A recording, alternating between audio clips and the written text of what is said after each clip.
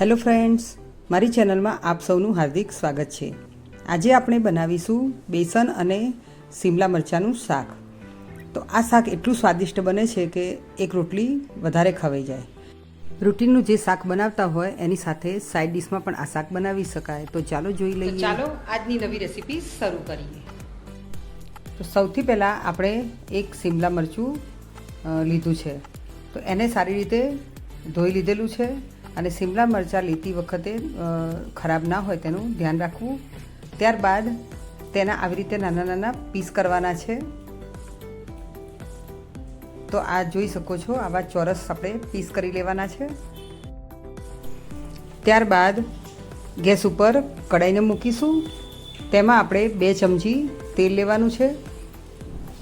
હવે આ તેલને ગરમ થવા દઈશું। તેલ ગરમ થાય પછી આપણે એમાં કરીશું અડધી ચમચી જીરું।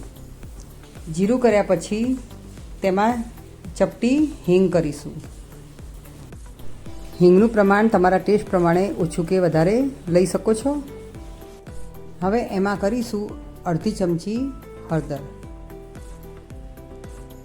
ત્યારબાદ પીસ કરેલા કેપ્સિકમ આપણે એડ કરી લઈશું। હવે એમાં 1 ચમચી ધાણા જીરું પાવડર, સ્વાદ અનુસાર મીઠું તેમજ 1 ચમચી લાલ મરચું કરીશું।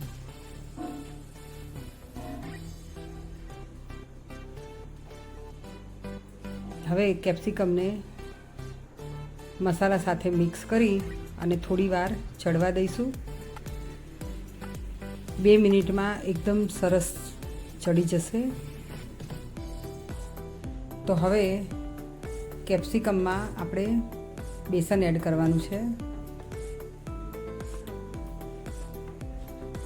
તો અહીંયા 2 ચમચી જેટલું બેસન લીધું છે।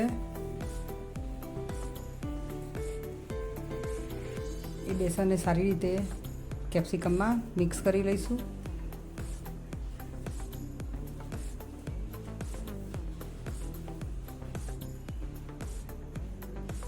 બધું બેસન બરાબર મિક્સ થઈ જાય અને મસાલો પણ મિક્સ થઈ જાય એટલે તમે જોઈ શકો છો કે ટોટલી તેલ હતું બધું બેસન આપણે એડ કર્યું એટલે એબ્સોર્બ થઈ ગયું છે।